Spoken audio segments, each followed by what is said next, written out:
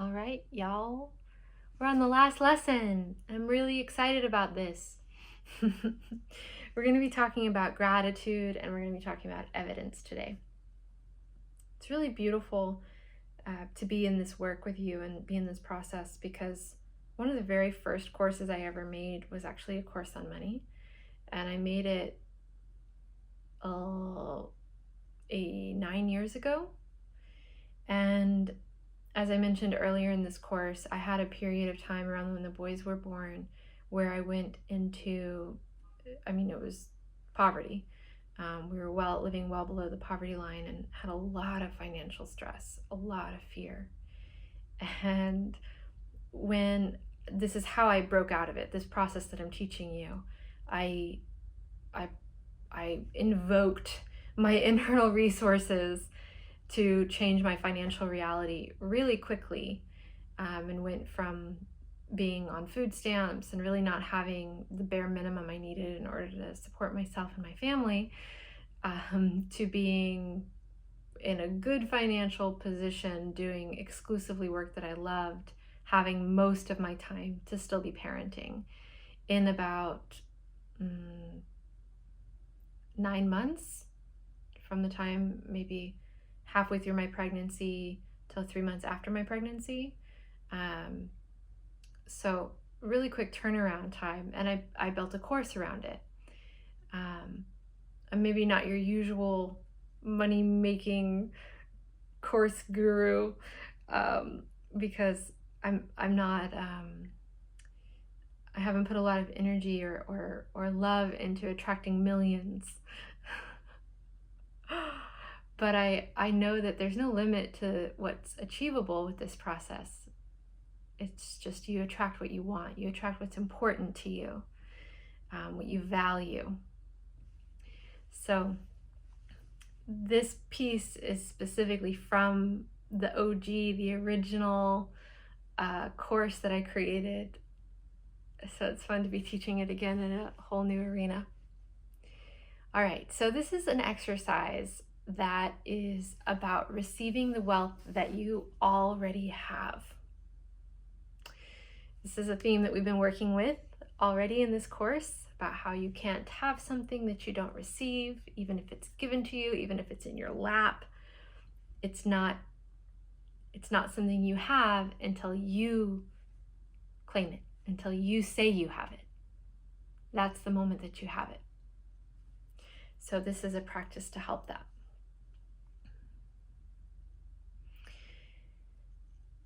I think that it's cool to do this practice as a regular daily practice to sort of rewire our consciousness to go through and receive the items that you have, the wealth that you have, to go through on a macro level, and really get it, really see it. But for today, we're going to go through a practice around something specific, at least one or two. So this is the gist of this practice. If you were to go through every single item that you own, that's in your space, that you have access to and use of, and consider where it came from, all of the contents of its parts, if you were to consider where those parts came from or how those parts are made, the consciousness that went into the design, the making of the systems that made the thing, all of the transportation involved, all of the design and the infrastructure that's needed for that transportation to happen, both in terms of organizations, of people, of creativity, of mapping weather systems and inventions, and then also the physical resources, the materials, where those came from.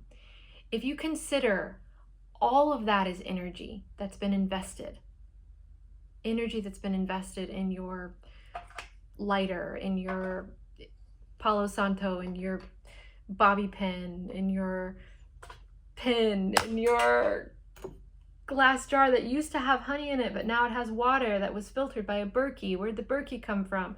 I mean, just having this amount of glass, the amount of glass that's in my space right now, my vases, my jars. I've got a pile of glass jars around me right now for making these videos all day.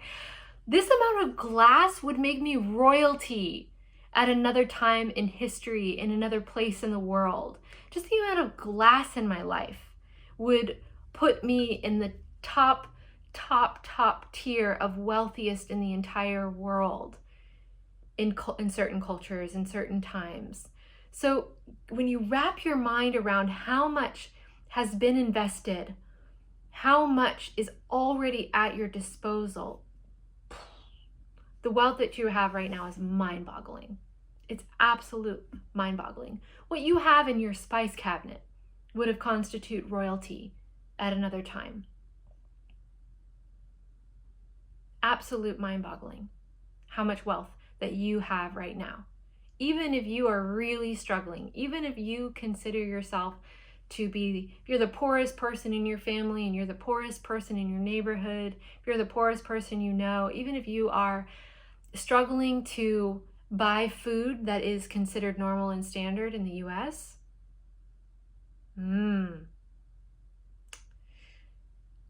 wealthy beyond imagination for another time. So with that, we can think about, what is that? Why is that? And it's not an accident, because we have a culture culture of consumerism. And I say this with some levity because we are dismantling our crap about the financial systems. So I'm not shaming it, I'm just calling a spade a spade. Our world and our economy believes that we must procure more in order to survive. That however much we have, we need more in order to survive. And our whole economic system is built on this. Tons of money, mind-boggling, unimaginable amounts of money are invested in having you believe that you don't have what you need. Whatever amount of money that you're wanting to attract into your life right now that feels like so out of reach, so much money. I want $1 million. I want $10 million. I want $20 million. I want $500 million.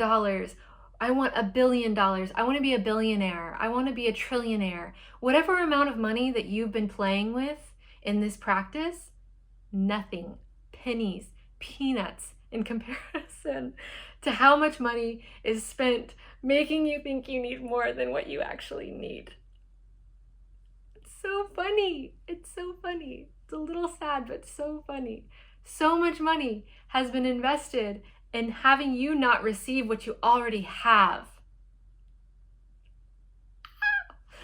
So we're going to deconstruct this a little bit. We are going to break this down a little bit. You don't need to be hijacked by that whole game, by that whole gamut. You are a sovereign being, and we're going to practice receiving what you've got. So we're going to take stock. I want you to pick an item in your space. Just choose one thing, can be anything, that you have in your space, and I want you to take the time to consider its full value. This is the value of the things that we had mentioned before. It's in terms of minerals, of human hours, human creativity, transport, etc. It's value in terms of its usefulness to you. What does this item enable for you? What does it make possible? This glass jar, what does this glass jar make possible for me?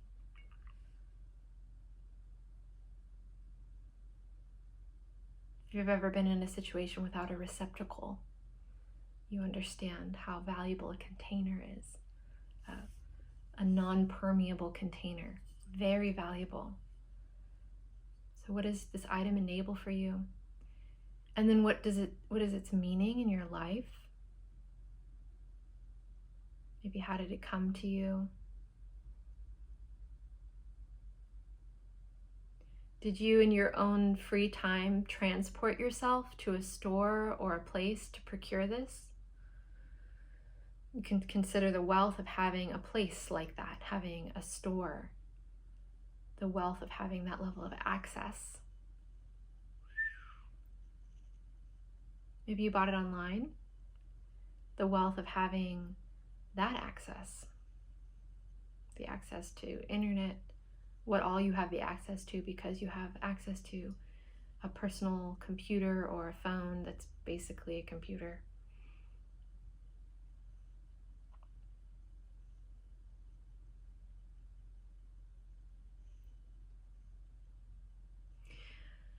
Was it given to you by somebody else?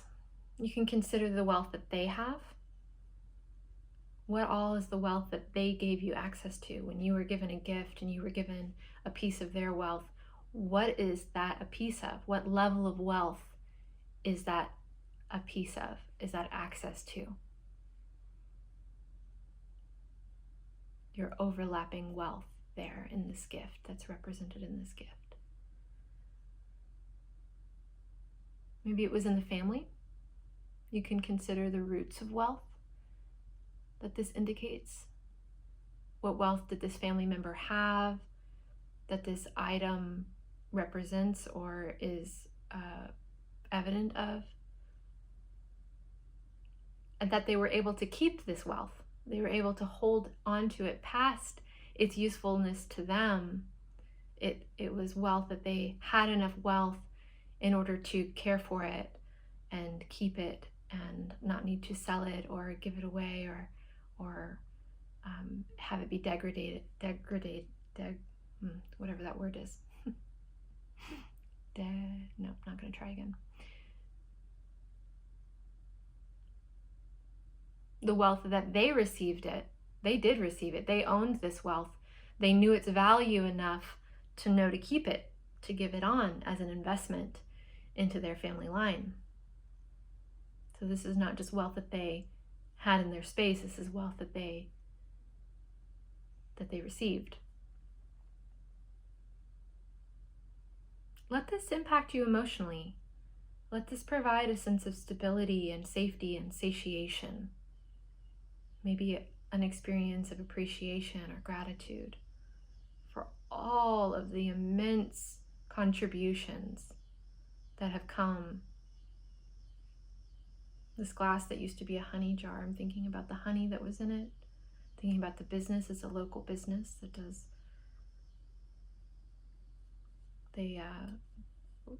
it's from local bees. It's local, and they're wild bees, or not wild bees, but they're not, what's the word, like force-fed.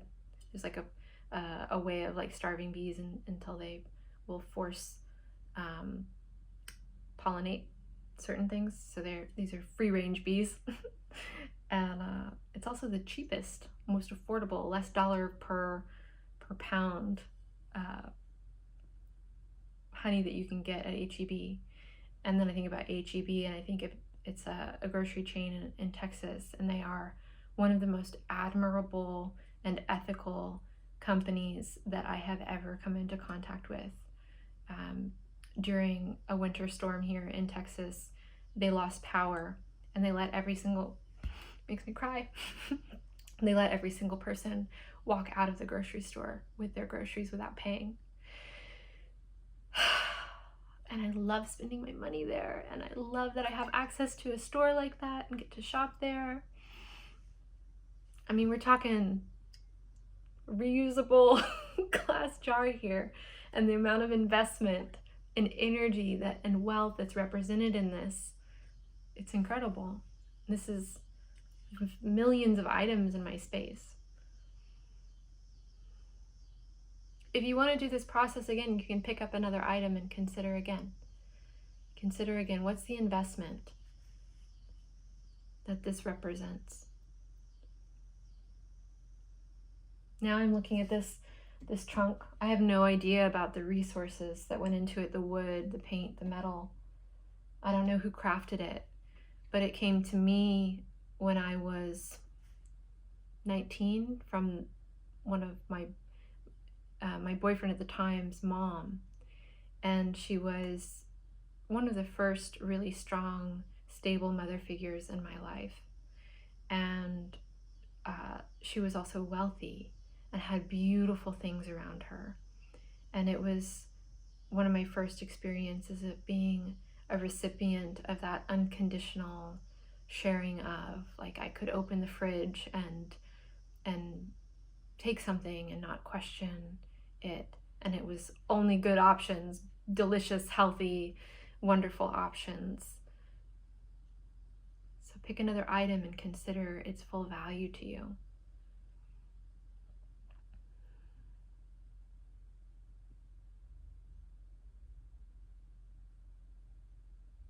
Really beautiful. Remember to breathe and notice again. Notice your level of satiation, your level of appreciation, the presence of plenty, the presence of having, the presence of everything that it is that you're trying to attract. Let yourself have it. This is another game you can play anytime you're brushing your teeth. You can be looking at that giant glass that is in front of behind your sink that is so much wealth. You can think about all the fixtures and the plumbing and the toothbrush and the toothpaste and all the ingredients in the toothpaste. And who invented this stuff anyways? Whose creativity and whose innovation? Always innovating. There's always a new toothpaste out there. Somebody's working on that toothpaste for you day and night, and working on the packaging, working on the font so that it will be most pleasing, most attractive to you. Oh my gosh, so much energy being invested in you through all of these items, through all these physical things, this physical wealth. Okay, so the last thing we're going to do on this piece around evidence and gratitude, I want you to consider one of the things that you want. And then I want you to play with, in which ways do you already have access to an aspect of this? So this is something very similar to what we've already done when we were talking about what you want and already finding evidence for it. So I just want to dig in here a little bit more. I was using the example of wanting to travel with my family. I have a different example now. So this is an example of something that I have a little bit more energy around wanting, and I can feel still an active separation from it. A little tinge of, I can't quite have it. I'm not quite allowed. I don't quite see how it's possible. And so this is a little bit more real, a little bit of a more real example as I'm going through this process. And this thing that I want, it's to live on a piece of land where I can be wild and witchy, that there's wild spaces and there's cultivated spaces that I can be a steward. I can be a steward of the land. I can be engaged in the land as a healer, growing plants, growing food, growing herbs, having bees. As you might have noticed, I really love bees. So when I feel this, I feel a little bit of longing. So I'm going to welcome that.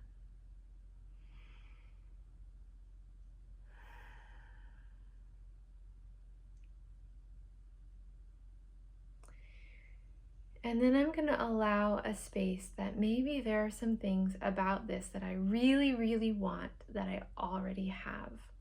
And immediately what comes to mind is this.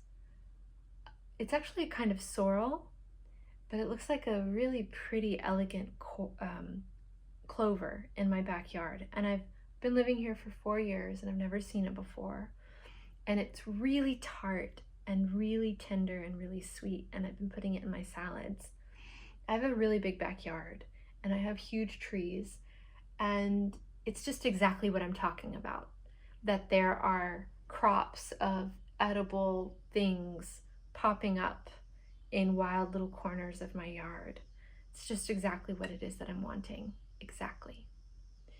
And I can hear coyotes and I can hear owls at night in my yard. Sometimes even just lying in my bed, they're close enough to where I can hear them when I'm falling asleep. And the soil in my front yard, where I've now been cultivating a garden since I've been here, it's starting to be real delicious soil, like soil that you smell and you're, maybe it's just me. What's the word? Biophiliac. I like to ingest and make love to nature. So that soil in the garden is exactly what I'm talking about, being a steward of the land. Because if I live here forever, that soil will be here. And if I don't live here forever, then the soil will be here. It's my contribution to the land that I'm living on. That everything that we don't eat, some of our poop, some of our pee, yard clippings from all over the neighborhood for people who don't know that their yard needs those clippings, all go back into the soil in my front yard, and all of the microbes and the earthworms and all the little creepy crawlies and buggies, and everybody is really happy. And then out of that, food grows for me, and flowers grow, and we have dragonflies, and we already have bees. I'm not cultivating or tending to bees, but they still show up, so I get to see them and interact with them. And I'm really not feeling so much longing anymore. I'm feeling more like, oh, I already have that thing that I want. And at some point, maybe I'll have more of it. Seems likely that when I can handle more, I'll get more. It really doesn't feel so far away anymore, just like that. So play with this on your own. Bring those things that you are wanting closer. And you can do this not just with the having of the things, but also with the being the person who could have the things. So let's say that you don't yet identify yourself as being a person who could have really profitable investment accounts. Well, what is that person? Who is that person? And in what ways are you actually already that way? In what ways are you already that person who could have really successful investments? Really easily attainable thought is, where do you spend your money and how are those businesses thriving? That's you being an investor. So look where it's already alive, where it's already happening, where it already is part of your reality, and relish in it. Let it invite that reality closer.